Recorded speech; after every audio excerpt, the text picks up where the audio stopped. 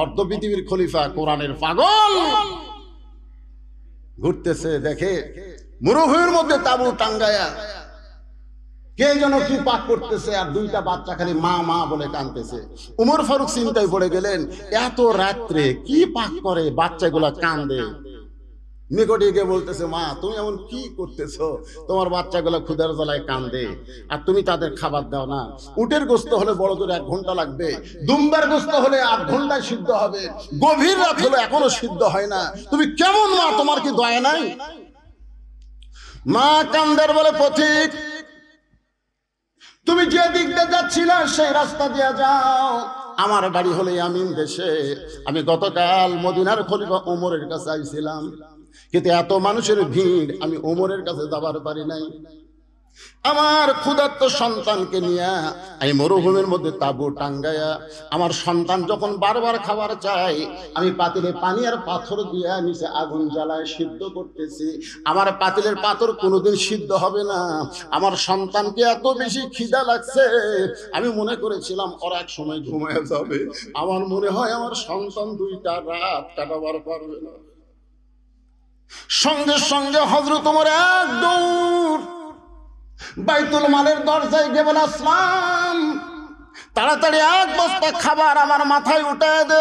আসলাম বলে, আমির আল মুমিনিন, আমি হলাম চাকর, কি কোথায় নিয়ে যাওয়া লাগবে আমারে হুকুম দেন। ওমর ফারুক বলে, আসলাম রে, একজনের পাপের বোঝা আর একজন মাথায় নেয় না, যে আমার মাথায় উঠে দে। ওমর ফারুক বিশাল একটা খাবার বস্তা মাথায় নিয়ে যখন খুব জোরে জোরে দৌড়াই, পিছন থেকে আসলাম কান্দের বলে, এত জোরে দৌড় মারলে পড়ে গিয়ে আপনার কষ্ট হবে। ওমর ফারুক বলেন, নির্দিষ্ট সময়ে যদি যাবার না পারি, ওমরকে জাহান্নামের আগুনে পড়তে হবে।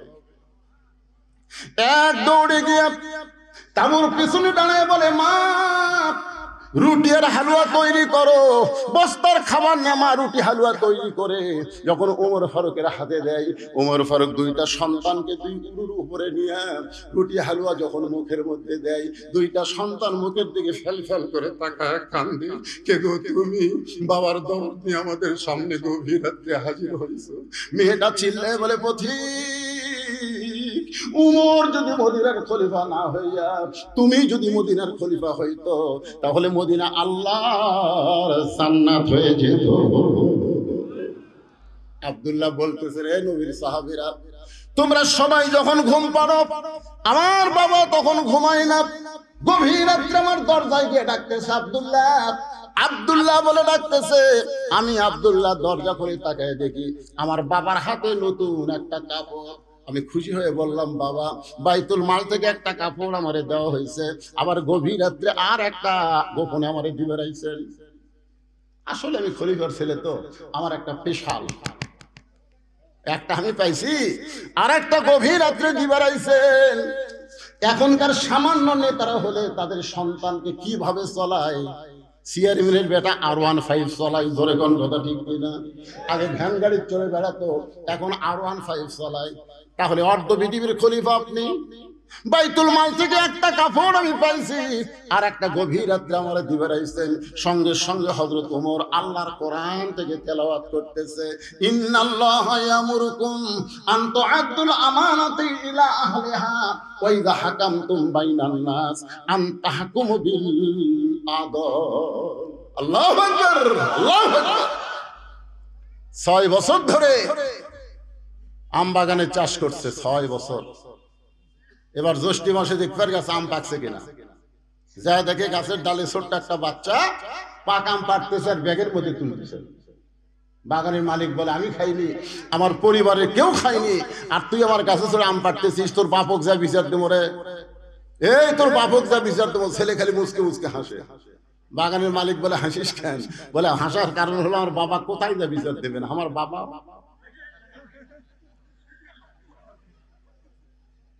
বাগানের মালিক তাকায় দেখে ওর বাপ আর এক গাছের চড়ে গেলে আম পাড়ে আর বস্তা ভরায়। গাছের নিচে বসে কান্দের বলে, আল্লাহ বিচার দেবো কার কাছে, বেটাও চোর বাপও চোর। আজকে আমাদের বাংলাদেশের অবস্থা হয়েছে তাই, বিচার দেওয়ার জায়গা নাই। ধরে বলে, কথা বল না, কথা বল না, খালি কথা না বলার কারণে আজকে বাংলাদেশে জালিমদের জুলুম বাড়তিছে। ধরে কোন কথা ঠিক না? গত সপ্তাহে 620 টাকা করে 1 কেজি গোস্ত কিনছে। এবার জামাই আইছে, শাশুড়ি বলছে যে 1 কেজি হবে না, 2 কেজি আনেন। তো এখন 1300 টাকা লিয়ে গেছে, 2 কেজি আনবে। 2 কেজির দাম হয় 1240 টাকা, লিয়ে গেছে কত? 1300। তো কসাইকে বলতেছে ভাই 2 কেজি গোস্ত দাও। 2 কেজি গোস্ত দেওয়ার পরে 1300 টাকা দিছে। কসাই টাকা নিয়ে বলতেছে আর 100। কে রে, গত সপ্তাহে লিয়ে গেলাম 620, হ্যাঁ 60 টাকা ফেরত দে। না না না, আর 100 দেন, 700 করে লাগছে। ওই তখন আস্তে করে কষার দিকে টাকা দেখে সাইডে দাও তো, খস করে দাও নিছে, লিয়ে যার উপর গোস্ত কাটে ওই খাটে মারছে লাগছে। লাত্তি মারা কষার ঘাড়ের উপর দাও ধরে বলতেছে কত করে কেজি গো? কষাই বলতেছে আপনি যাও দিবেন, আপনার কাছে কোনো দরকার নেই। জনগণ জবান খুললে জালেমের জুলুম কমে যাবে। জনগণ কথা কর না, কথা কর না, সব চুপ মেরে গেছে। যেই ভারত আমাদের বাবরি মসজিদ ভাঙ্গা, বহু ফাঁকা জায়গা ভারতে আছে না নাই? জোরে কোন আছে না নাই? ফাঁকা জায়গায় রাম মন্দির না বানায়া মসজিদ ভাঙ্গে মসজিদের জায়গাতে রাম মন্দির বানালো। আর সেই ভারতের স্টার জলসা জি বাংলা আমাকে মেয়েগুলো দেখে, মরদ তাকে শাসন করে না। জোরে কোন কথা কন না, জবান বন্ধ হয়ে গেছে। বাংলাদেশের মুসলমান নামাজ না পড়তে পারে কিন্তু মসজিদকে জীবনের চাইতে ভালোবাসে। জোরে কোন কথা ঠিক কিনা? তো যেই ভারত আমাদের বাবরি মসজিদ ভাঙ্গা রাম মন্দির বানালো, সেই ভারতের চ্যানেল বাংলাদেশে চলবে। তা আপনার বাড়ি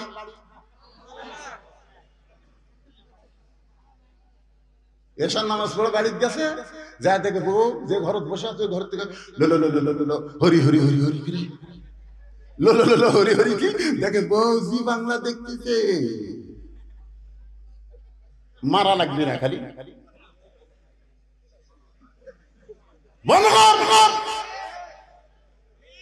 মুসলমানের ঘরে ভারত চলবে না।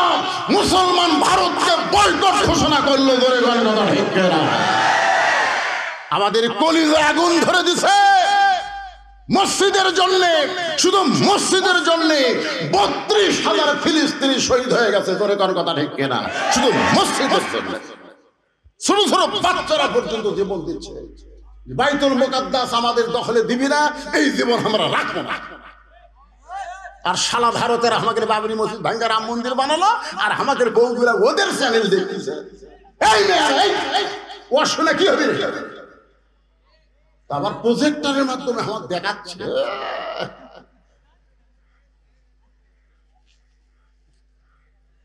রাগ করতেছে। এক নম্বর হলো কোরআনের দল। ধরে বলেন কিসের দল? আমি সেই কোরআনের দলকে নিয়ে আপনাদের সামনে ওয়াজ করতেছি। তারপরে 2 নম্বর হলো হাফিজুল লিসান, 3 নম্বর হলো মুতাইমুল জায়ান, 4 নম্বর হলো মুফসিল উরিয়ান, আর 5 নম্বর হলো ওমান সাল্লি আলা হাবিবির রহমান। এই 5টা দলের পর ওয়াজ করতে যদি 1টা বাজে আপনাদের আপত্তি আছে? আল্লাহর বান্দার একটু মনোযোগ দিয়ে শুনবেন। আব্দুল্লাহ বলতেছে আমি যখন বললাম বাবা বাইতুল মাল থেকে একটা পাঞ্জাবি আমারে দেওয়া হয়েছে, গোপনে আর একটা পাঞ্জাবি আমারে দিবার আইছেন। আসলে আমি খলিফার সন্তান, আমার ভাগ্য ভালো। সঙ্গে সঙ্গে ওমর ফারুক কোরআন থেকে একটা আয়াত তেলাওয়াত করলেন। আয়াতের বাংলা অর্থ মনে হয় আপনারা বুঝেন নাই। বুঝছেন? যখন বুঝেছেন কি বললেন? ইন্নাল্লাহা ইয়ামুরুকুম আন তুআদ্দুল আমানাতি ইলা আহলিহা ওয়া ইযা হাকামতুম বাইনান নাস আন তাহকুমু বিল আদল। আব্দুল্লাহ রে, যেদিন থেকে মদিনার খলিফা হইছি সেদিন থেকে গোটা রাষ্ট্র আল্লাহ আমাকে আমানত স্বরূপ দিয়েছে। আমানত। জোরে কোন কি? এই পাঞ্জাবিটা আমার ভাগে পড়ছে বাজান, এই ছোট পাঞ্জাবি গায়ে দিয়া আগামীকাল খুতবা কেমনে দিব, তোর কাপড়টা একটু আমারে দান করে দে, তোরটা আর আমারটা মিলা আমি একটু লম্বা জুব্বা বানাবার চাই। আব্দুল্লাহ বলে নবীর সাহাবীরা রে, আমার নতুন কাপড়ের টুকরা আমার বাবাকে দান করার পর বাবা সারা রাত তার কাপড় আমার কাপড় একত্র করে লম্বা জুব্বা বানায় খুতবা দেয়। এখন বলো খুতবা শোনা যায় কিনা যায়? সমস্ত সাহাবীরা কান্দে। আল্লাহর কোরআন দিয়ে যখন রাষ্ট্র চলবে, এমন ভালো নেতা মুসলমান দেখতে পাবে। তাহলে আল্লাহর কোরআনের দরকার আছে না নাই? আল্লাহ কোরআনে বলতেছেন, একটু মনোযোগ দিয়ে শুনবেন, জালিকাল কিতাবু লা রাইবা ফি হুদাল লিল মুত্তাকিন। এই কোরআনের মধ্যে কোনো সন্দেহ, ধোঁকা, গোজামি, হুদাল লিল মুত্তাকিন। দেখেন, হুদাল লিল কাফিরিন নাই, হুদাল্লিল মুত্তাকিন, কেবলমাত্র যারা মুত্তাকি হবে তাদেরকে আল্লাহর কোরআন হেদায়েত দেবে। এই মুত্তাকির এক নম্বর বৈশিষ্ট্য হলো আল্লাযীনা ইউমিনুনা বিল গায়ব, অদৃশ্যের প্রতি বিশ্বাস স্থাপন করা। কেউ না দেখলেও কে দেখতেছে? আরো জোরে। এখনই আসল নামাজ পড়ছে, এখনই নামাজ পড়া জমির ধান দেখতে গেছে, ধান দেখবার যায় দেখে উপর জমির পানি চলমল করতেছে, নিচে ওর জমির পানি নাই, চারিদিকে তাকাচ্ছে, কেউ নাই, কেউ নাই। আস্তে করে বসে, বুঝলেন, ওই দুই হাত ডাল কাটছে, কাটা ওই পানি দিয়ে হাত বসে, দুই আবার খাড়া হয়ে চারিদিকে তাকাচ্ছে। কেউ দেখেনি, আলহামদুলিল্লাহ, কেউ দেখেনি। আপনারা বলেন তো, কেউ দেখছে? আজকে যদি এই বিশ্বাস আমাদের অন্তরে থাকলো, কেউ না দেখলো আল্লাহ দেখতেছে, একলাই 10টা সিল মারবে পারতো?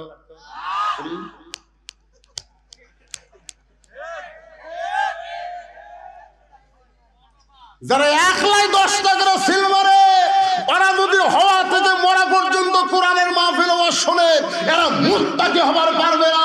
মুত্তাকির এক নম্বর বৈশিষ্ট্য হলো কেউ না দেখলো আল্লাহ দেখতেছে। জোরে বলেন, কথা ঠিক কিনা?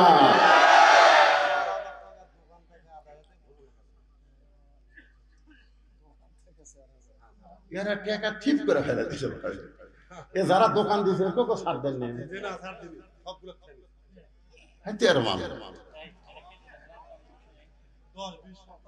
10, 20, 50 টাকা করে যারা দোকান দিছে ওর কোকে ছাড় দেয়নি। এরপর থেকে আপনারা একটা নিয়ম করবেন, কোরআনের মাহফিলের পাশে যদি দোকান বসে, প্রত্যেক দোকানকে 500 টাকা করে নেবেন। এই সালারা কিন্তু মাহফিলের কিছু সোতার টান দিছে। তোর এখন কথা ঠিক কিনা? ছাড় দেওয়া যাবে না। আজকে 4000 টাকা দোকানদাররা দান করছে, আল্লাহ তাদের দানকে কবুল করুক। জোরে কোন আমিন। জোরে বলে আল্লাহ। এই স্লিপ এখন দিয়ে না আদায় করছে,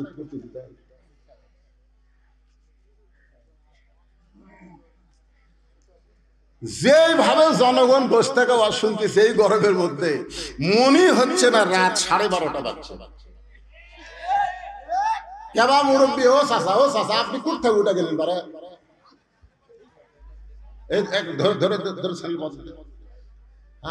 এইরকম বুড়া মানুষ ওয়াজ শুনতেছে রে। একটু মনোযোগ দিয়ে শোনেন, কোরআনের দল 1 নম্বর কিসের দল? কোরআনের দলের উপর কথা বলতেছে, একটু মনোযোগ দেন।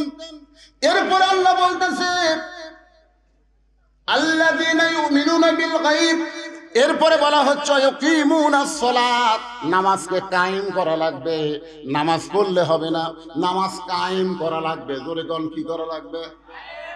আমার এলাকার এক মুয়াজ্জিন, বুঝলেন, ফজরের আযান যখনই দেয়, চারিদিক থেকে 4-5টা কুত্তে আসে ওই মসজিদের জানলার কাছে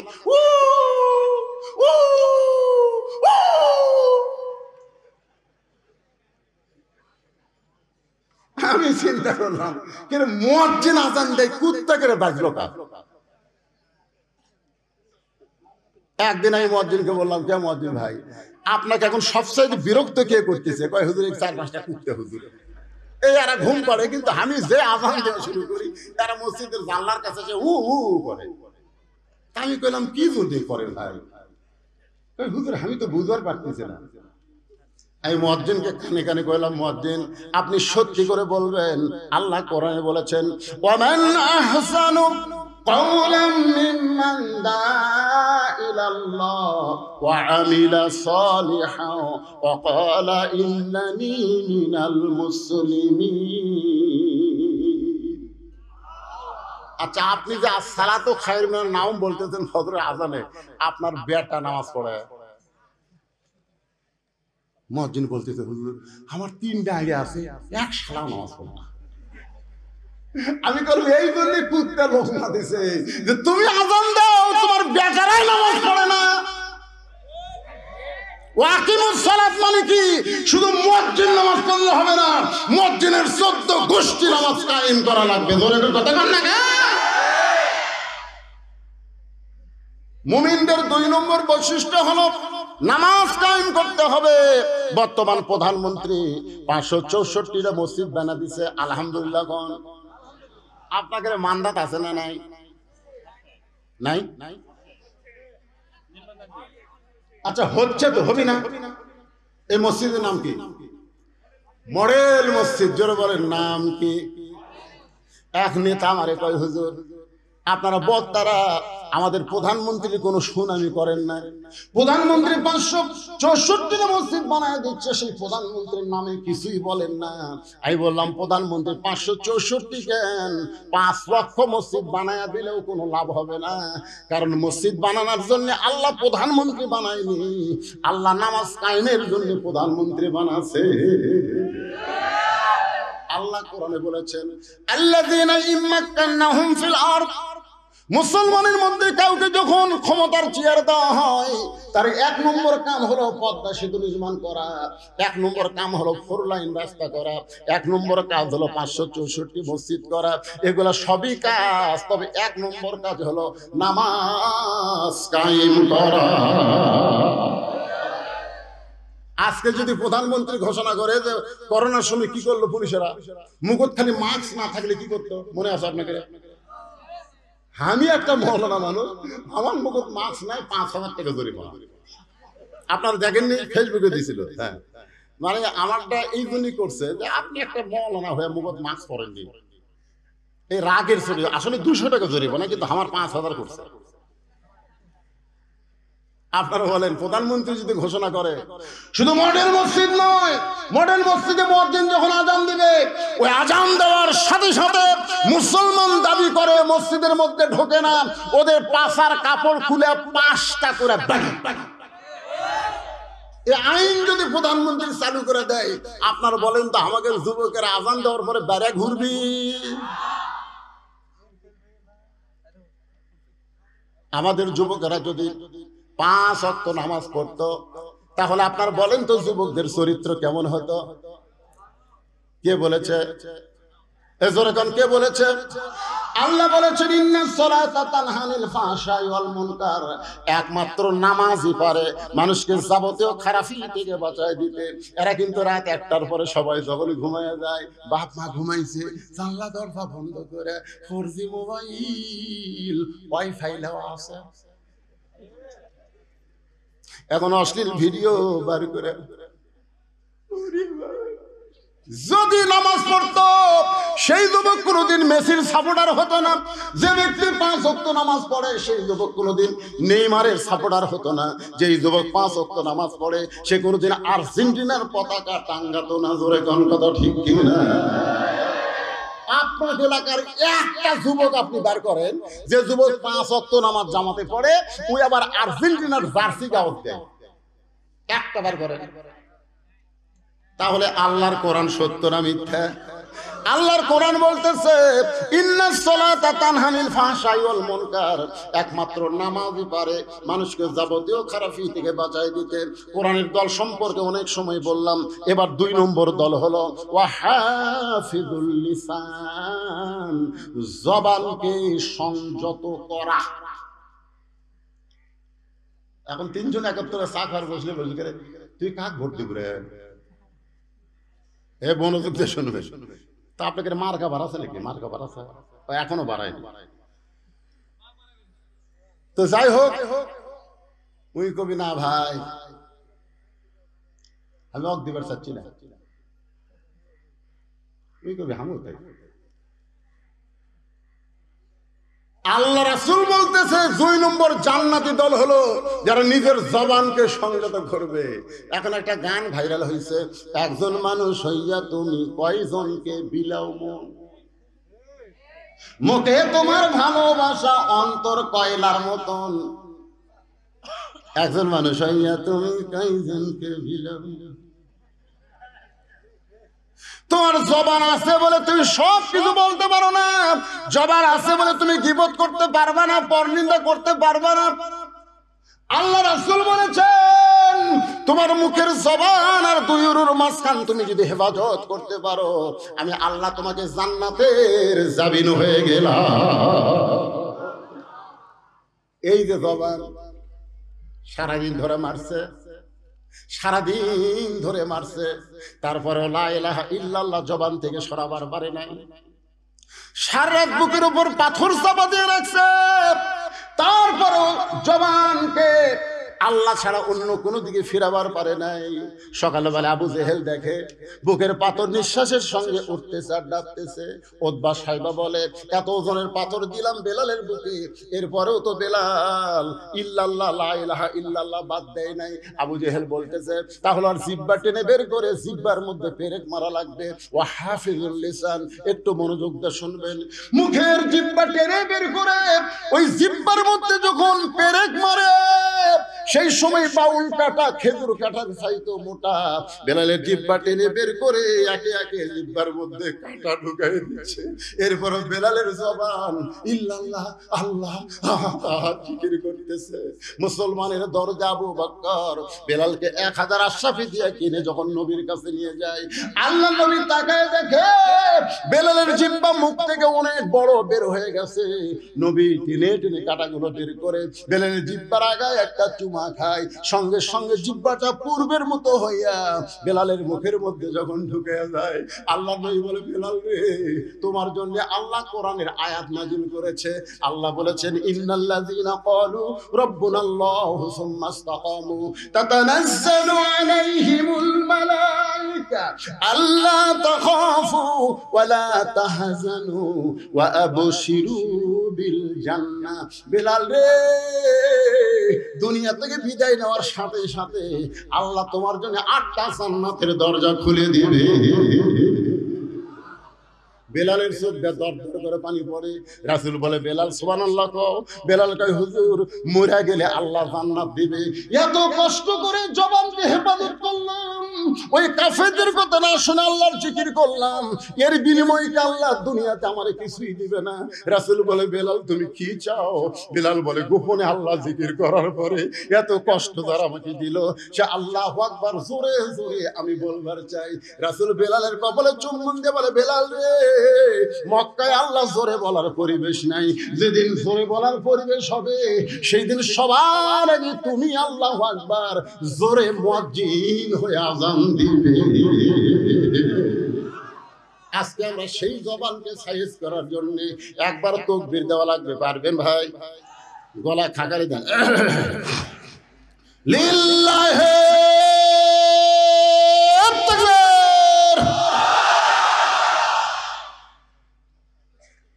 এক সাইজে জোরে আপনার পারবেন না।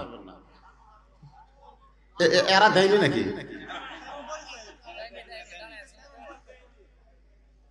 সব মিডিয়া আজকে মিডিয়ার হেডলাইন কি হবে? ভুয়া ভুয়া। এবার সবাই দেবেন একসাথে লিল্লাহি তাকবীর, আল কোরআনের আলো। কোন জায়গাত করলেন বোঝা গেল না। ঘরে ঘরেও না, সংসদেও না, অ্যাঙ্গেলে মার দেওয়া লাগবে। আপনারা বলবেন সব জায়গায় আলো, আল কোরআনের আলো, কোরআন হাদিস যেখানে, দুনিয়ার মুসলমান লিল্লাহি তাকবীর। 3 নম্বর হলো ওয়া মুতঈমুল জায়ান, যারা ক্ষুধার্তকে অন্ন দান করবে। ক্ষুধার্তকে অন্ন দান করা বোঝেন? আমাদের বাংলাদেশে কতগুলা লোক আছে প্রত্যেক বছর হজে যায়, যায় কি যায় না? এ কথা কোন যায় কি যায় না? সেদিন দেখলাম এক বক্তা ওয়াজের মঞ্চে বলল, আমি 51 বার হজ করছি। কতবার? আপনারা বলেন তো, ওই বক্তার বাড়ির আশেপাশে কি কোন গরিব নাই? হজ জীবনে কয়বার করা লাগবে? তাহলে 51 বার যে করছে,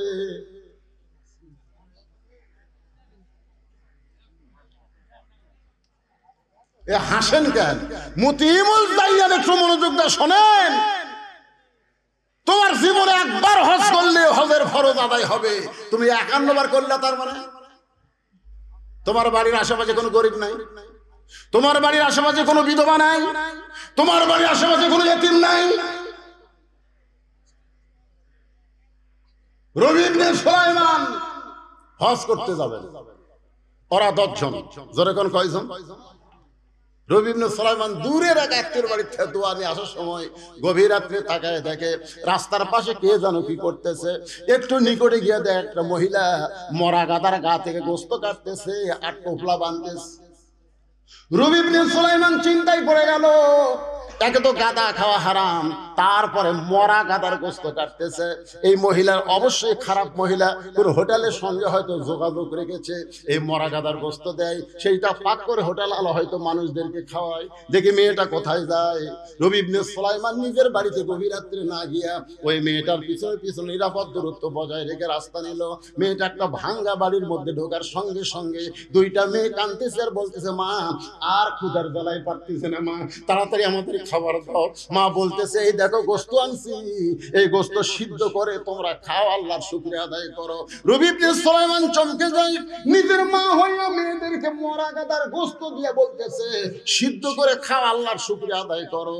তিনি লোকমা দিয়ে বললেন, মা আমি নিজের চোখে দেখছি, মা তুমি মরা গাদার গোস্ত কাইটা তোমার মেয়েদেরকে দিছো। এবার মেয়েটা বলতেছে, পথিক রে, আমার বাড়িতে আজকে 5-7 দিন হলে খাবার নাই, আমার স্বামীও দুনিয়া থেকে বিদায় নিয়েছে, এখন আমি মা কি করব? রাতের অন্ধকারকে চাদর মনে করে আমি বের হয়ে গেছি। হালাল না হারাম জীবিত আমি এইটা তমিজ করতে পারি নাই, আমার মেয়েদের ক্ষুধা নিবারণ করার জন্য আমি মরা গাদার গোস্ত কেটে এনে দিয়েছি। রবি ইবনে সুলাইমান বলে, মা আমি এবার হজে যাবার চাইছিলাম বন্ধুদের সঙ্গে, আমি আর হজে যাব না, আমার হজের সব সম্পত্তি আমি তোমাদেরকে দিয়া দিব। তিনি এক দৌড়ে বাড়িতে আসলেন, হজের যত সামান আসলো সব ওই মেয়েকে দান করলেন। মার মেয়ে মিলে দোয়া করতে চাল্লাম, যেই মানুষটা হজে না গিয়া তার সব সম্পদ আমাদেরকে দান করে দিল, আল্লাহ মক্কা মদিনা তার বাড়ির জন্য হাজির করে দিও। রবি ইবনে সুলাইমান বলে, মা উল্টা দোয়া করো না, মক্কা মদিনা কোনোদিন মানুষের বাড়িতে হাজির হয় না, বরং মানুষকেই মক্কা মদিনায় যাইতে হয়। মার মেয়ে বলতেছে, বাবা শোনো, আমরা হলাম দোয়া করা আর কবুল করার মালিককে। নির্দিষ্ট সময়ে ওই 9টা বন্ধু এসেছে, চলো বন্ধু হজে যাই। বলে, তোমরা যাও, এবার আমি যাবার পারবো না। সবাই বলতেছে, তুই না বহু লোককে বললি হজে যাব, তাহলে হজে কেন যাবি না? বলে, আমার অসুবিধা আছে ভাই, তোমরাই যাও। ওই 9 বন্ধু হজ করে হজের সমস্ত কাম শেষ করে রবি ইবনে সুলাইমানের বাড়ির দরজা এসে ডাকতেছে, এ রবি ইবনে সুলাইমান দরজা খোল। রবি ইবনে সুলাইমান দরজা খুলে দেখে ওই 9টা বন্ধু তার দরজার সামনে দাঁড়ায়। আল্লাহ রাসূল বলেছেন, তোমাদের এলাকার কোনো মানুষ হজ করে যখন তোমাদের এলাকায় ফেরত আসে, তুই মহব্বত নিয়ে ওই হাজির চোখের দিকে যদি তাকাও, ওই চোখ দিয়ে মক্কা মদিনা দেখে যে সওয়াব পাইছে, সেই সওয়াব আল্লাহ তোমাকে দান করে দিবে। রবি ইবনে সুলাইমান বললেন, ভাই তোমরা হজ করে আইছো, আমি জানলে তোমাদের সঙ্গে দেখা করতাম। একজনের মাথায় একটা বিশাল টোপলা, এই টোপলালা বলতেছে, মিথ্যাবাদী, হজে যাওয়ার আগে তোর কাছে চাইছিলাম, তুই কইলি হজে যাব না, আবার হজ করতে যাই দেখি তুই আমাদের সামনে আল্লাহর ঘর তাওয়াফ করতেছিস। আমি বললাম, রবি ইবনে সুলাইমান রে, তুই না কইলি এবার হজ করতে যাব না, তাহলে আমাদের সামনে আল্লাহর ঘর তাওয়াফ করিস। তখন তুই বললি, ভাই এই টোপলা টানতে আমার একটু কষ্ট হয়, তুই একটু টোপলা ধর। আমি তোর টোপলা হাতে নিলাম, তুই ছাপা মারো ছাই করলি আমাদের সামনে সামনে। তোকে মক্কায় কয়েকবার দেখেছি, কিন্তু টোপলা দেবার পারলাম না, মনের আগে গেলাম মদিনায়, মদিনায় গিয়ে দেখি রাসূলের রওজার পাশে দাঁড়ায়া তুই আল্লাহর নবীর সালাম দিচ্ছিস।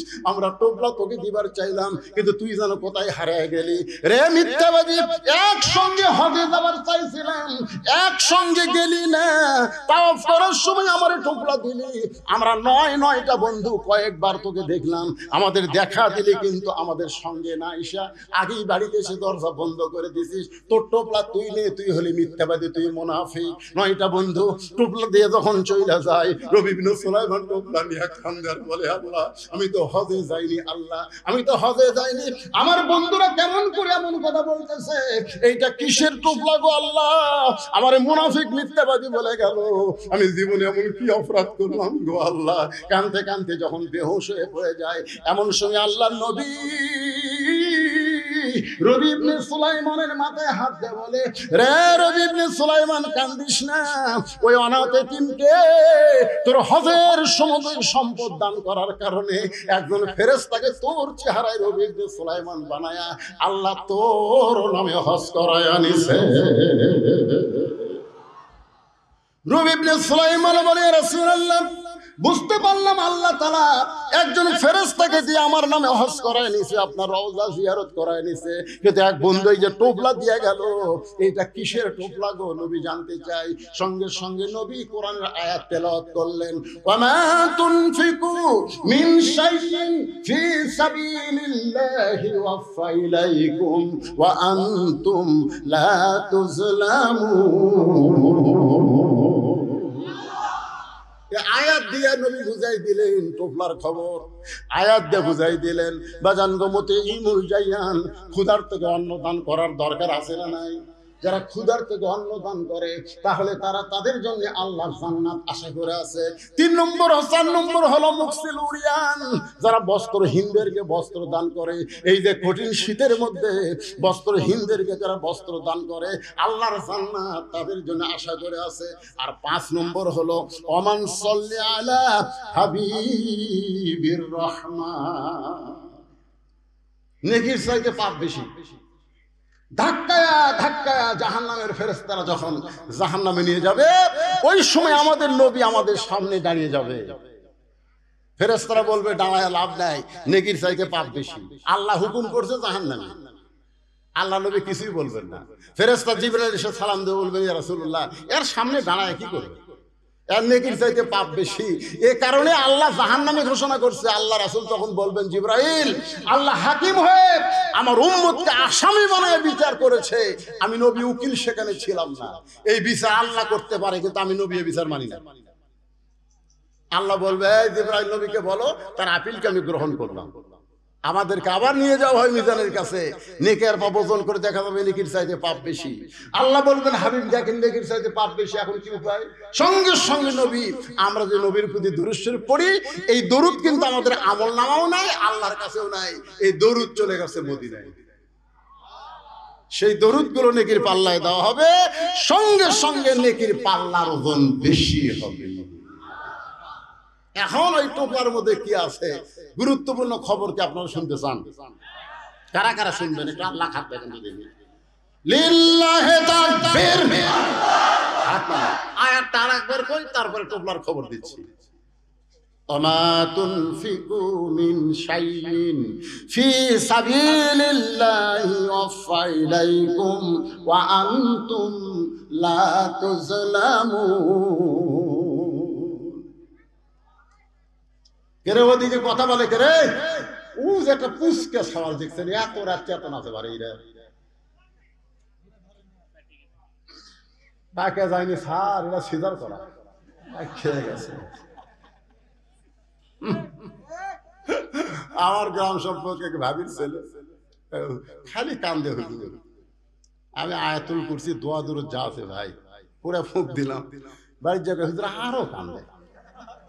আমি সূরা ফাতিহা 21 বার পড়ে পানি ফুঁক দিয়ে বললাম এটা 3 বার খাওয়ান তো। খাওয়ানোর পরে কয় হুজুর আরো কান্দে।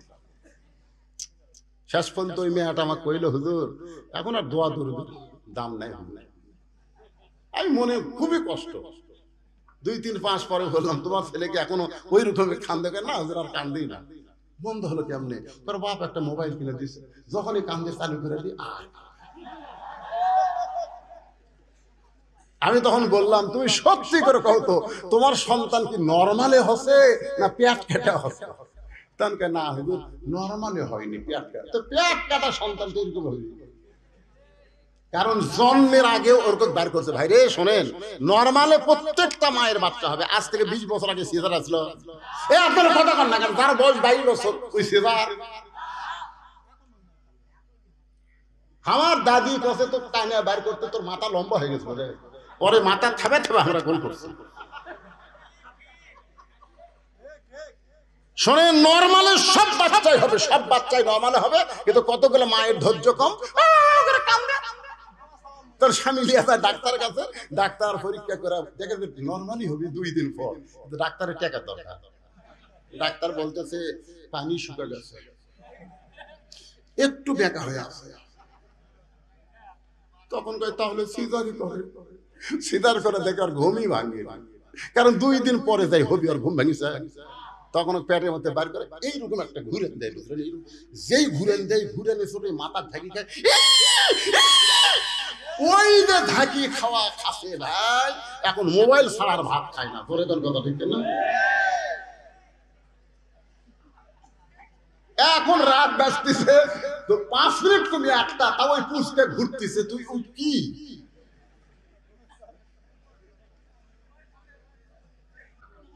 এ ভাই শোনেন, কোরআনে আয়াতের অর্থটা শোনেন রে, শোনেন শোনেন। আল্লাহর নবী বলতেছেন, রে নবী ইবনে সুলাইমান, তুমি যে গরিব অসহায়কে দান করেছো, হজের সমুদয় অর্থ তুমি যে দান করেছো, এই টোপলার মধ্যে আল্লাহ 10 গুণ তোমাকে বাড়ায় ফেরত দিছে। ওমা তুনফিকু মিন শাইইন ফি সাবিলিল্লাহি ওয়াফা ইলাইকুম। আপনার যে আজকে দান করতেছেন, এদের টাকা দিচ্ছেন, আপনারা মনে করতেছেন আল্লাহ আপনার কাছ থেকে কাড়ে নিচ্ছে? আল্লাহ আর 10 গুণ আগামীকাল আপনাকে দিবে। বিশাল একটা অ্যাক্সিডেন্ট ছিল আপনার আগামীকাল, সেই অ্যাক্সিডেন্ট থেকে আল্লাহ আপনাকে হেফাজত করবে। আপনার ছেলে হয়তো বিপদে পড়তো, মেয়ে বিপদে পড়তো, সমস্ত বিপদ আপদ, আসমান, আপনার জমিতে ধান আছে, আসমানের বেলা জমিনের বেলা থেকে আল্লাহ আবাদগুলো হেফাজত করবে। আল্লাহ বলেছেন আমাকে দাও, আমি রহমত স্বরূপ 10 গুণ তোমাকে দুনিয়াতে দিব, আর আখিরাতে আল্লাহ আপনাদেরকে জান্নাত দিয়ে দিবে। আল্লাহ, সবাই ইস্তিগফার, আস্তাগফিরুল্লাহ রাব্বি মিন কুল্লি জামবি ওয়া তুবু ইলাইহি, লা হাওলা ওয়ালা কুওয়াতা ইল্লা বিল্লাহিল আলিয়্যিল আযীম। আল্লাহুম্মা সাল্লি আলা মুহাম্মাদ, আল্লাহুম্মা বারিক আলা মুহাম্মাদ, আল্লাহুম্মা সাল্লি আলা মুহাম্মাদ, আল্লাহুম্মা বারিক আলা মুহাম্মাদ। সকলে হাত তুলে আল্লাহুম্মা আমিন। আল্লাহুম্মা আনতাস সালাম ওয়া মিনকাস সালাম, তাবারাকতা ইয়া যাল জালালি ওয়াল ইকরাম। মাবুদ, নতুন মাদ্রাসা মতি রহমান আমারে কইল, হুজুর এখন 1 বছর পূর্ণ হয় নাই। আল্লাহ 2 জনের মাথায় পাগড়ি পরানো হলো। আল্লাহ সেই প্রথম অধিবেশনে তোমার বান্দারা রাত 1টা পর্যন্ত জান্নাতের বাগানে বসেছিল। আল্লাহ মেহেরবানি করে আজকের মাহফিল আমাদের সকলের হেদায়েতের জন্য, নাজাতের জন্য, জান্নাতের জন্য কবুল করে না। আল্লাহ যা হাদিয়া মঞ্জুর করেছো সোনার মদিনায় নূর ফাকে রওজা মোবারকে আল্লাহ কবুল করো। সবার জন্য দোয়া হবে। আয় আল্লাহ তাআলা, এই মাদ্রাসায় যারা জমি দিল, মাদ্রাসার ঘর নির্মাণে যারা সহযোগিতা করলো, আজকেও যারা নগদে, বাকিতে হাজার হাজার, এমনকি গামছার মধ্যে 10টা টাকাও যারা দান করে দিল, আল্লাহ সকলের দানগুলোকে জান্নাতের বিনিময় হিসাবে আল্লাহ কবুল করো। আমরা যারা হাত তুলেছি সকলে বলেন রব্বির হামহুমা কামা রব্বায়ানি সগীরা। বাপ মা যদি কবরে যায়, আল্লাহ বাপ মার কবরকে জান্নাতের টুকরা বানাও। আমার সম্মানিত মা বোনদেরকে আবেদা সালিয়া পর্দা নিয়ে কবুল করো। ফিলিস্তিনের মুসলমানকে আল্লাহ তুমি বিজয় দিয়ে দাও। বাইতুল মুকাদ্দাস আল্লাহ মুসলমানকে দাও। আল্লাহ যারা দুনিয়া থেকে বিদায় হয়েছে, শাহাদতের মর্যাদা দিয়ে দাও। আহত অবস্থায় আছে আল্লাহ সুস্থ দাও। আয় আল্লাহ তাআলা, আসমানি বালা জমিনি বালা থেকে অত্র এলাকার আবাদগুলোকে তুমি হেফাজত করো। আল্লাহ এই বাজারের প্রতি রহমত বরকতের দরজা খুলে দাও। যারা কষ্ট করে মেহনত করে এত সুন্দর আয়োজন করেছে, রাতে বৃষ্টি হলো, সকালবেলায় মনে হচ্ছিল মাহফিল হবে না, আল্লাহ সেই মাহফিলটা রাত 1টা পর্যন্ত হলো। আল্লাহ মাহফিলে যারা কষ্ট করে এত সুন্দর আয়োজন করলো তাদের সকলকে জান্নাতি কবুল করো আল্লাহ। আজকের মাদ্রাসার সম্মানিত সভাপতি মুরব্বী মানুষ, আল্লাহ আল্লাহ তাকে তুমি কবুল করো, হায়দায়াত তাইবা দান করো। মাহফিলের সভাপতি, মাহফিলের বিশেষ অতিথি, মাহফিলের প্রধান অতিথি এমপি সাহেব সহ আল্লাহ সকলকে তুমি কবুল করো। অনেক উপজেলার চেয়ারম্যান, ভাইস চেয়ারম্যান দোয়া চেয়েছে আল্লাহ, আমরা সকলের জন্য দোয়া করে আল্লাহ সকলকে তুমি কবুল করো আল্লাহ। খাস করে মিডিয়ার ভাইদেরকে আল্লাহ তুমি কবুল করো আল্লাহ। যাদের মিডিয়ার মাধ্যমে মানুষ কোরআন হাদিসের আলোচনা শুনতে পায় আল্লাহ, তাদের সর্বাধিক বিপদ আপদ মুসিবত থেকে এদেরকে হেফাজত করো আল্লাহ। সুবহান রাব্বিকা রাব্বিল ইজ্জাতি আম্মা ইয়াসিফুন ওয়া সালামুন আলাল মুরসালিন ওয়ালহামদুলিল্লাহি রাব্বিল আলামিন। ওয়া জাল আখিরাতি কালিমাতুন ইনদাল মাউতি। পড়েন সকলে লা ইলাহা ইল্লাল্লাহু মুহাম্মাদুর রাসূলুল্লাহ সাল্লাল্লাহু আলাইহি সাল্লাম। আসসালামু আলাইকুম ওয়া রাহমাতুল্লাহি ওয়া বারাকাতুহু।